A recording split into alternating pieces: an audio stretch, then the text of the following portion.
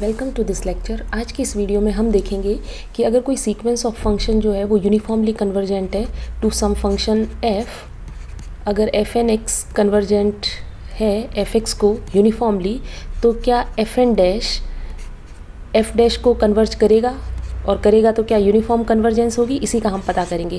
That means अगर कोई sequence of function uniformly converge कर रहा है किसी फंक्शन को, तो उसका डेरिवेटिव करने के बाद जो सीक्वेंस मिलेगी क्या वो भी कन्वर्जेंट होती है या नहीं।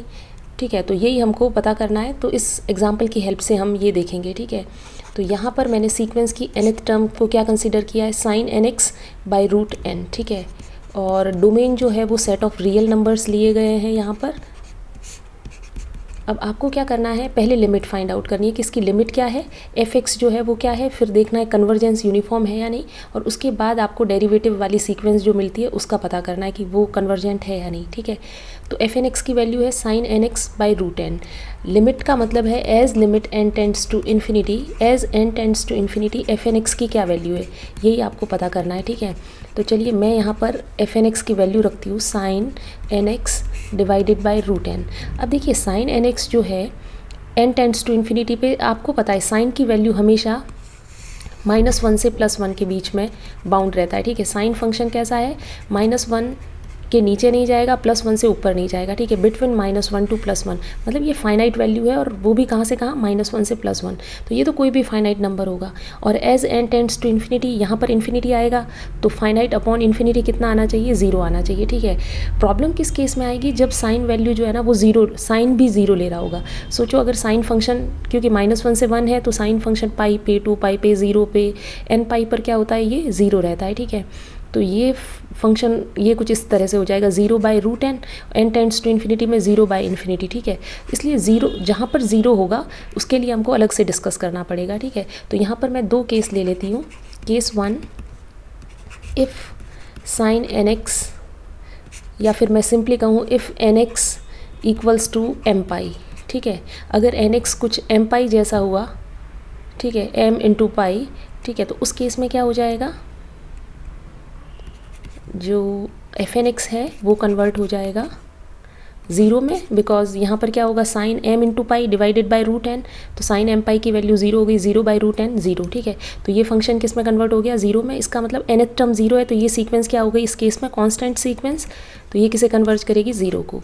तो जब भी 0 हो रहा होगा तो न्यूमरेटर 0 हो जाएगा, तो पूरी सीक्वेंस की टर्म 0 हो गई, तो वो कन्वर्ट किसे करेगी, 0 को। ठीक है, और केस 2 में मैं ये लूँगी कि अगर N X not equal to M pi, तो आपको पता है कि साइन फंक्शन जो है वो क्या रहेगा, बिटवीन साइन एन एक्स जो है वो between -1 to +1 and it is non zero, और नॉन ज़ीरो भी रहेगा। ठीक है, इस केस में एफ एन एक्स को आप देख सकते हैं, ये कितना वैल्यू आएगा, sine N X by root N, ये किसे कन्वर्ज करेगा, यहाँ नॉन ज़ीरो है, फाइनाइट नंबर है, root N tends to infinity, ये किसे कन्वर्ज करेगा, 0 पे।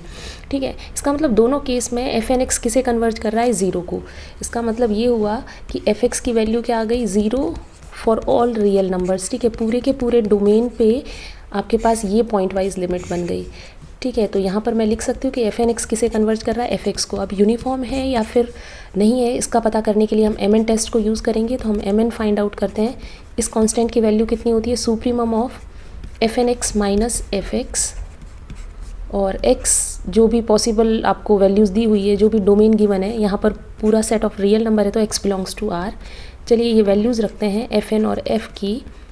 तो एफ एन एक्स कितना है, एफ एन एक्स है sine N X by root N,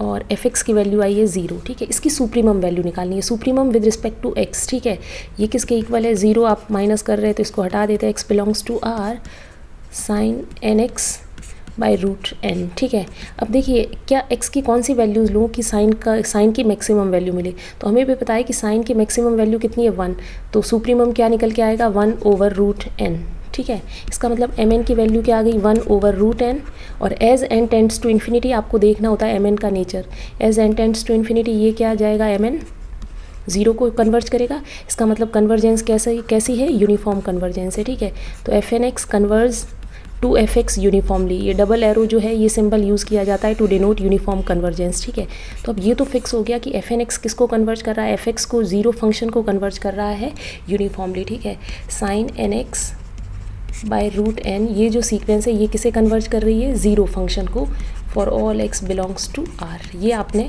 अभी फाइंड आउट किया है। अब मैं ये चाहती हूँ कि क्या एफ एन डैश एक्स आप निकाल सकते हैं। पहले तो ये देखिए कि ये डिफरेंशिएबल है या नहीं। तो ये सिंपली एफ एन एक्स दिया हुआ है sine N X by root N, तो साइन फंक्शन डिफरेंशिएबल एवरीवेयर, ठीक है, ये तो एंटायर फंक्शन है। इसका डेरिवेटिव आप कीजिए, डेरिवेटिव जैसे ही करेंगे तो N cos N X divided by root N से कैंसिल कर दीजिए एन को, तो root N cos N X, ये आपको फंक्शन मिल गए, ठीक है। अब आपको ये देखना है कि क्या ये एफ एन डैश, अगर एफ एन एफ को कन्वर्ज कर रहा है तो एफ एन डैश जो है वो एफ डैश को कन्वर्ज कर रहा है या नहीं, ये ट्रू है या नहीं, ये आपको देखना है, ठीक है। एफ एन डैश कितना आया, root N into cos N X. अब देख सकते हैं यहाँ पर एन कहाँ पे आ रहा है, ऊपर आ रहा है न्यूमरेटर में, तो as N tends to infinity, और कॉस की वैल्यू क्या होती है, अगेन -1 to +1 कॉस की वैल्यू भी, ठीक है। तो ये कोई भी फाइनाइट नंबर होगा और n इन्फिनिटी को अप्रोच करेगा तो ये पूरी की पूरी वैल्यू जो है वो किसे अप्रोच करेगी, इन्फिनिटी को। अगर कॉस की वैल्यू पॉजिटिव होगी तो इन्फिनिटी पे ले जाएगा, अगर कॉस की वैल्यू नेगेटिव होगी तो ये इसे कहाँ ले जाएगा, माइनस इन्फिनिटी पे। तो हम देख सकते हैं कि एफ एन डैश जो है ये इन्फिनिटी पे भी जा सकता है, माइनस इन्फिनिटी पे भी, दैट मीन्स नॉट कन्वर्जेंट, ठीक है। ये सीक्वेंस जो है ये कन्वर्ज ही नहीं कर रही। तो ये काउंटर एग्जाम्पल हो गया। मतलब आपसे अगर पूछा जाता है कि अगर F N x uniformly converge कर रहा है एफ एक्स को, तो और एफ एन डैश एग्जिस्ट भी कर रहे हैं, तो क्या एफ एन डैश कन्वर्ज करेगा एफ डैश को, तो इसका आंसर होगा नो। हर बार ऐसा नहीं होता, ये इसके लिए आप काउंटर एग्जाम्पल यूज़ कर सकते हैं। अगर आपको ये वीडियो पसंद आई है तो इसे लाइक करें, चैनल को सब्सक्राइब करें। Thank you.